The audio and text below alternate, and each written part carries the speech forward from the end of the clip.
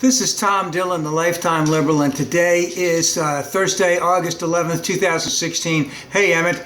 And the title of this rant will be George Bush and the GOP founded ISIL. Okay, so let's go back to 1979. Saddam Hussein has a bloody coup. He murders all of his political rivals. He takes over the whole country. And from then on, the Baathists, who are mostly Sunni, led the country. Now, the Sunnis only amounted to about 20% of the population. Shia amounted to about 60% of the population. The rest was the Kurds. And, from then on out, everything went for the Sunnis. All the highest jobs in government and industry, all the best schools, all of that was all by the Sunnis. So come 2003, when George Bush comes in, and of course they take over the country, and what do? They make the decision, I don't know if it was definitely just Bremer, or if it was Bremer in conjunction with Cheney, Bush, and Rumsfeld. They decided, we're going to get rid of all of the military, we're going to get rid of all the police force, we're going to start this whole government all over again, because we're going to create, the Eden in Mesopotamia. All right, and of course that didn't work out well at all, because what happened? All the police officers, all the military people who were Sunnis, who could, in essence, establish order as there is a transition, and they get paid to do this type of thing, they got cut out. So what did they do? They started, what would they call that? al-Queda in Iraq. And what happened? A flood of all kinds of foreign fighters came in all over the place. Okay, and who was the one guy, Zarqawi, who was a big shoot-'em-up kind of guy. So that was the beginnings of ISIL in Iraq. That the Baathists, it was first the Baathists, and then it became al-Qaeda in Iraq. So then go forward to 2008, you have the Status of Forces Agreement, meaning that the government, which was now Shia, didn't want the United States military in there at all. The United States military wanted to stay with George Bush.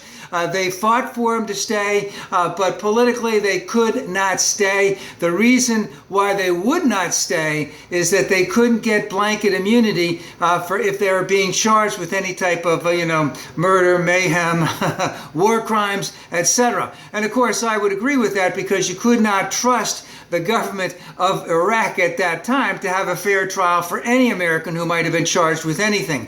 And then we have 2011, where the beginnings of the civil war in Syria start to occur. And what happens? There's a vacuum in Syria. And what do they say? Nature abhors a vacuum. And of course, that's where ISIL, in essence, got its beginnings, because all of the Baathists, all of the al-Qaeda in Iraq, who were Baathists, who were Sunni, who went underground when they weren't getting paid, and they started having all the mayhem that they were doing against the United States forces over there. They had open area in Syria because there was nothing going on in Syria. And at the same time, remember that the United States knew at the beginning that this was very serious in Syria, but the decision was made, and I would say was made correctly, was that we cannot send another occupying force into another Arab country at this time, especially when you would need, again, you had just come out of Iraq, to go right into Syria with another 100,000 boots on the ground. Yeah, we did real good in Iraq, didn't we? So all of this, whether you call it ISIL, whether you call it ISIS, whether you call it Daesh, and remember, Obama did push for that Status of Forces Agreement to be extended in 2011. Again, the political atmosphere in Iraq would not allow that to happen. So these are the beginnings of all the things that are going on today. And of course, ISIL was able to take a stronghold in Syria, extend their reach over to Iraq. Remember when they took over Mosul, it was the Shia in Mosul who were the guardians, if you want to call it. They dropped their equipment and they ran out of Mosul. ISIL had prepped them with psychological warfare, telling them how they were going to murder them, how they were going to lynch them, how they were going to cut off their heads, all that kind of stuff. And of course they do this, and then they send in a small force to just do some suicide bombings, and they rush in when they can find a way to get in. And of course the Shia, and they didn't want to be in Mosul anyway, because Mosul was mostly Kurd and mostly Sunni. They didn't want to be defending that stuff. So they dropped their stuff. They dropped all kinds of U.S. equipment that they left for them, and they ran.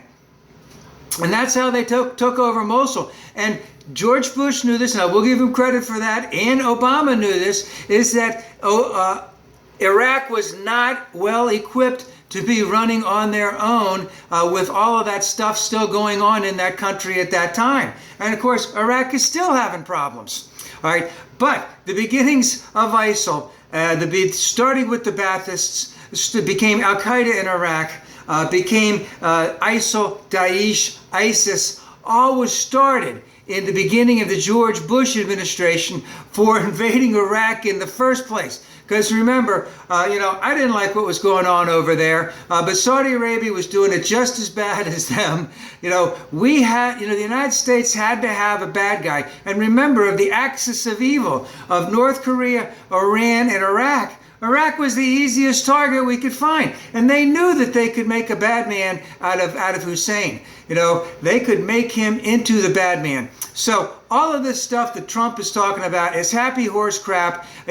George Bush is the one that got it going, and we need to remind ourselves day in and day out. And again, the other thing is, whatever Trump is having to say about ISIL and how he's going to crush them, it's never going to happen the way he says it is, because if he wants to do it his way, he's going to have to put at least 100,000 boots on the ground, and that ain't going to happen.